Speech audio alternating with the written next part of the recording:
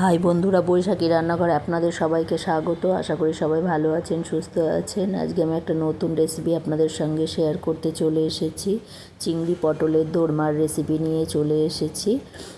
চলুন দেখে নিই কীভাবে তৈরি করব। আর এই রেসিপিটি আপনারা নিরামিষও করতে পারেন। দুই রকম পটলের দোরমাই ভালো লাগে। এখানে আমি পটল নিয়েছি, বড় বড় পটলগুলো বেছে নিয়েছি। আর এই পটলগুলো আমার জমির পটল। আর এখানে চিংড়ি মাছ নিয়েছি, এখানে পেঁয়াজ রসুন বাটা, এটা হচ্ছে নারকোলের দুধ নিয়ে নিয়েছি। প্রথমে চিংড়ি মাছে জিরের গুঁড়ো, লবণ, পরিমাণ মতো হলুদ আর পেঁয়াজ রসুন বাটা ভালো করে মাখিয়ে রেখে দেবো 10 মিনিটের জন্য। এই যে 10 মিনিটের জন্য রেখে দেবো চিংড়ি মাছগুলোকে মাখিয়ে। এই যে অল্প একটু সর্ষের তেল দিয়ে দিলাম, সর্ষের তেল দিয়ে ভালো করে মাখিয়ে নিলাম। এই যে নারকোলের দুধ বানিয়ে নিয়েছি। আর এখানে পটলগুলো মানে না খোসা ছাড়াবো না, বটি দিয়ে ওপরটা একটু চেঁচে নেব। আর এই দেখুন মাথাগুলোও নিয়ে নিয়েছি। এবার আমি চামচের পিছন দিয়ে পটলগুলোর বীজ সব বের করে নেব। এই যে এইভাবে সব পটলের বীজগুলো পটলের ভিতর থেকে বের করে নেব।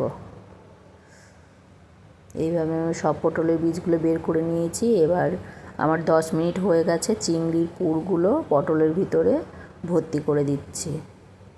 এই যে এইভাবে সব চিংড়ি মাছগুলো পটলের ভিতরে ভর্তি করে নেব।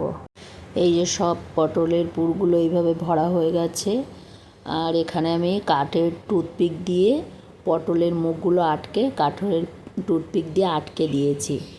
সাইড একটু ব্যাকা করে দিলেই পটলের গায়ের সাথে আটকে যাবে। এই যে এইভাবে আমি টুথপিক দিয়ে আটকিয়ে নিয়েছি পটলগুলোকে। এবার কড়াই গরম করে সর্ষের তেল দিয়ে দিয়েছি। এবার আমি ভেজে নেব পটলগুলো, হালকা একটু ভেজে নেব, খুব বেশি ভাজবো না। আর এমনি পটল ভাজতে গেলে দেখবে একটু কালো কালো হয়ে যায় পটল ভাজাগুলো। এই যে এইভাবে আমি ভেজে তুলে নিয়েছি। এইভাবে আমি সব পটলগুলো ভেজে নিয়েছি। এই যে সব পটলগুলো ভেজে তুলে নিয়েছি। এবার ওই তেলের ভিতরে জিরে ফোড়ন দিয়ে দিলাম আর পেঁয়াজ রসুন বাটা দিয়ে দিলাম। পেঁয়াজ রসুন লঙ্কা টমেটো বাটা দিয়ে দিলাম। পরিমাণ মতো হলুদ দিয়ে দিলাম, পরিমাণ মতো লবণ দিয়ে দিলাম। যেহেতু আমি ওই তেলের ভিতরে পটল ভেজেছিলাম সেই জন্য একটু কালো হয়েছে। আর এই যে মশলাটা কষানো হয়ে গেছে, এর ভিতরে আমি পুরো নারকোলের দুধটা দিয়ে দিলাম। নারকোলের দুধটা ফুটে উঠেছে।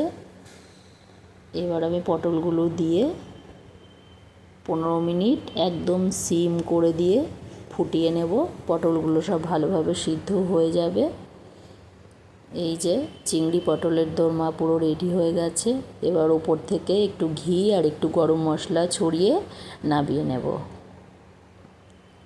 এই যে রেডি হয়ে গেছে চিংড়ি পটলের দোরমা। এবার আমি নামিয়ে নেব। এই যে নামিয়ে নিয়েছি। এই রেসিপিটি আপনাদের যদি ভালো লেগে থাকে একটা লাইক, কমেন্ট এবং প্রচুর শেয়ার করবেন। আমার এই চ্যানেলে যেই বন্ধুরা নতুন সাবস্ক্রাইব করে দেবেন, পাশের বেল আইকনটি প্রেস করে দেবেন নতুন নতুন রেসিপির ভিডিও পেতে। আর এইভাবে আপনারা নিরামিষ বানাতে চাইলে ছানার পুর করে তৈরি করে নেবেন। আর আমার এই চ্যানেলে নিরামিষ পটলের দোরমার রেসিপিও আছে, আপনারা চাইলে দেখে নিতে পারেন। আজকে এই পর্যন্তই, আবার অন্য কোনো দিন অন্য কোনো নতুন রেসিপি নিয়ে চলে আসব।